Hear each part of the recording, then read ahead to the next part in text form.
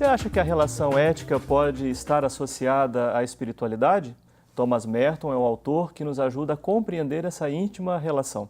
Está começando o Religare, Conhecimento e Religião, e hoje eu converso com Rodrigo Moreno. Ele é mestre em Ciências da Religião pela PUC Minas e é coordenador pedagógico no Colégio Marista Dom Silvério, em Belo Horizonte.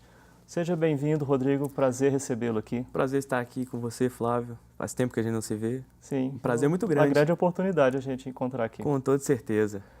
Acompanhe as notícias da nossa programação pelo site da TV Horizonte. O endereço é tvhorizonte.com.br.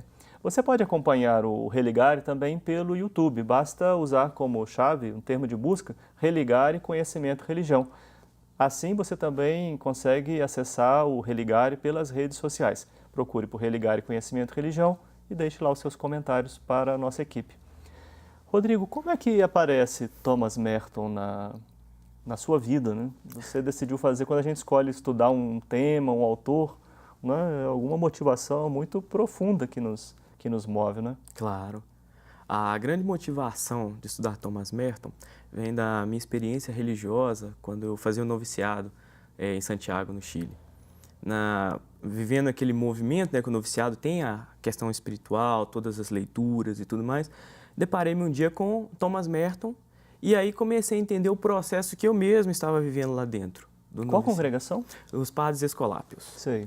E nesse processo todo, né, eu fui lendo Thomas Merton e vendo que muito do que o meu mestre, Juan Frias, me passava, tinha uma ligação profunda com a espiritualidade de Merton, com aquilo que ele queria dizer e fazer e apresentar, né, para as pessoas convencionais, não só para os religiosos, mas para todo tipo de pessoas ligadas à religião ou não. Talvez Thomas Merton não seja um autor conhecido do grande público, né? Ele é conhecido pelos mestres aí da espiritualidade, pela teologia, mas é uma pessoa de muita influência, né? Quem é Thomas Merton? Thomas Merton, ele tem essa influência toda. Ele é um homem que nasceu numa guerra, na Primeira Guerra Mundial, os pais foram para os Estados Unidos, ou seja, sempre foi um estrangeiro, né? Isso vai influenciar toda a espiritualidade dele depois, e o andamento nesse, nunca se sentir em casa, né? Sentir-se um estrangeiro, sentir-se fora do lugar. E é um homem que passou sua vida estudando, se preparando, formou em letras nos Estados Unidos, na Universidade de Colômbia.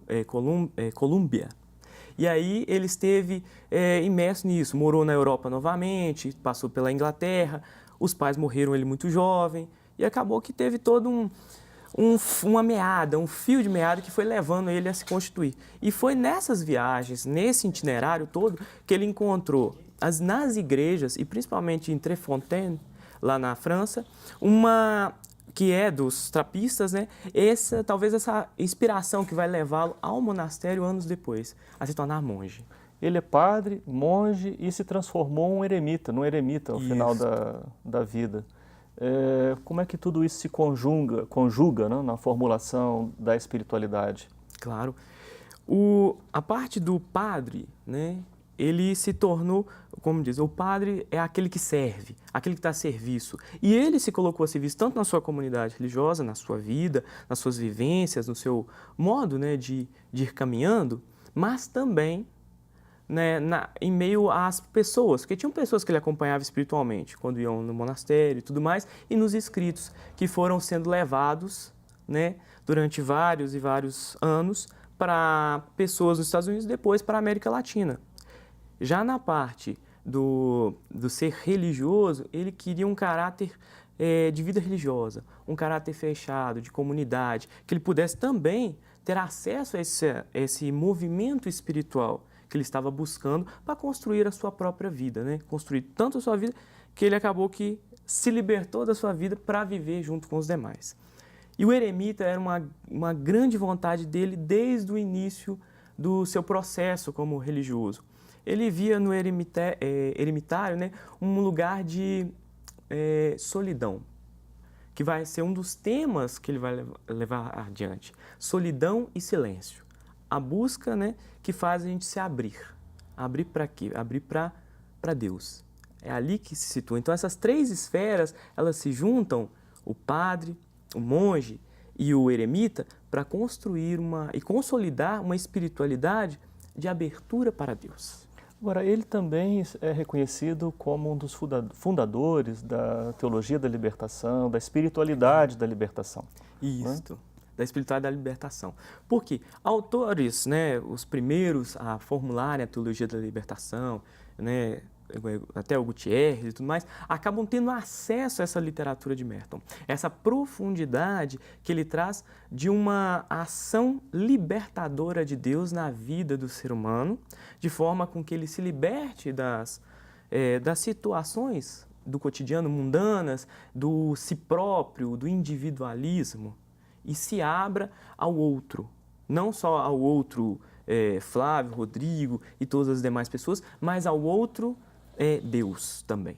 Né? Então é uma forma, e isso vai entrar nas veias da teologia da libertação e vai se espalhar construindo. Sim, por esse fato, imagino que essa consideração sobre o mundo não é carregada de negatividade. Não. Porque o componente ético é muito presente. Sim, não? sim. Na verdade, ele deixa o mundo como duas circunstâncias. Ele fala de um mundo em duas esferas humanas muito próprias. O mundo do si próprio, o mundo do eu mesmo, egoísmo, gerenciado. E um mundo de abertura para Deus, que coexistem na mesma existência humana, no dia a dia. Ele não está falando de objetos, de se é real, se não é real. Ele está falando de situações humanas. Para ele é o humano que está preso a si mesmo, ao seu egoísmo, e o humano que se liberta para viver uma experiência muito maior, tanto de humanidade quanto de Deus. Há um tipo de ideal nesse ser humano que se abre, e pergunto, esse ideal, né, se volta para esse eu egoísta, esse eu do si mesmo, né, que você coloca e avalia negativamente, não? Eu tenho que me libertar disso? Não, na verdade é um processo. É um processo que vai se dando ao longo que a pessoa vai se abrindo à espiritualidade, à profundidade, de buscando dentro de si, em sua vivência, em suas vidas, né, em sua vida, tudo aquilo que pode ajudá-la.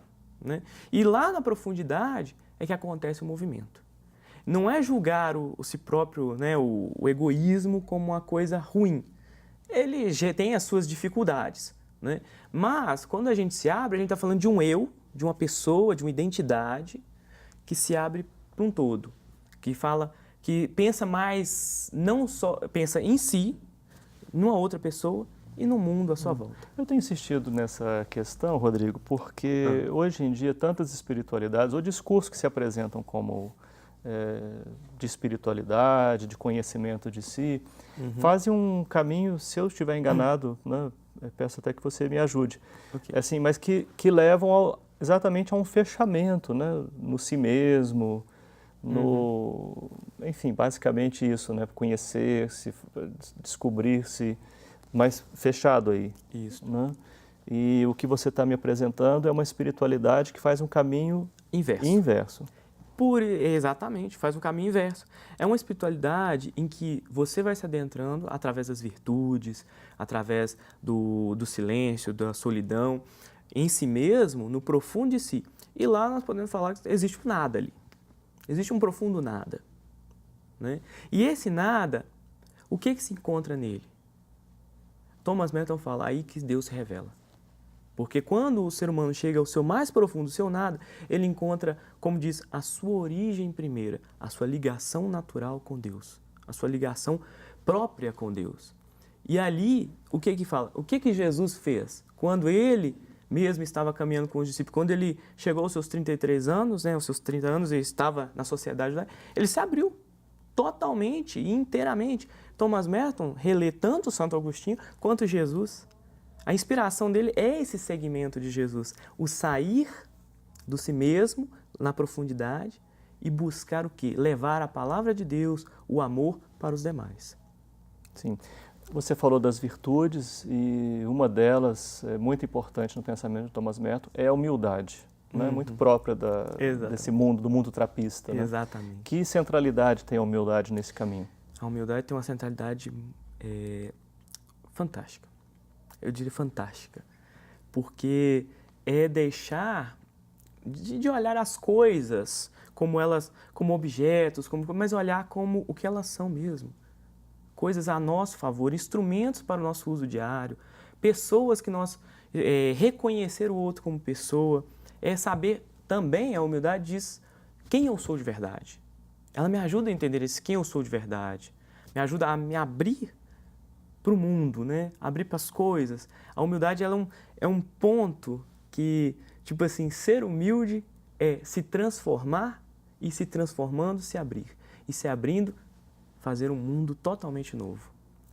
A humildade, ela tem uma função fantástica.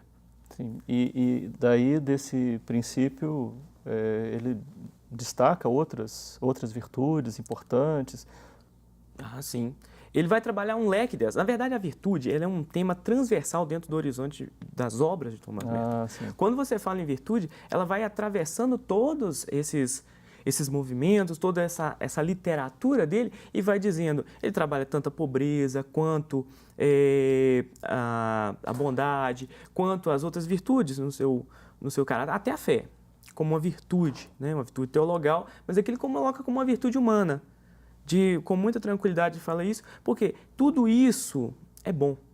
E tudo que é bom para o ser humano só tende a levá-lo para o melhor.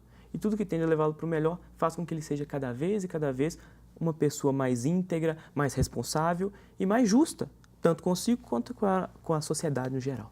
Muito bem, nós vamos continuar a nossa conversa no segundo bloco. Eu estou aqui com o Rodrigo Moreno, ele é mestre em Ciências da Religião pela PUC Minas, coordenador pedagógico no Colégio Marista Dom Silvério, em Belo Horizonte. Nós vamos fazer um breve intervalo e voltamos já para falar um pouco mais sobre Thomas Merton. Até já!